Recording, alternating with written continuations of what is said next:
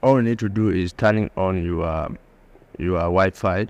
After turning it on, you have to connect to the network which you want to get that password.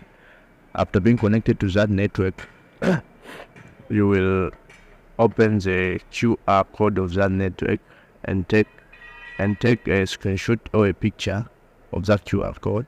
After taking a screenshot of that QR code, go to your browser and search for QR code scanner online.com. After opening that website, you will upload the QR code image which you screenshot or take a picture. After that picture being generated, it will give you a result of a Wi-Fi name with a Wi-Fi password.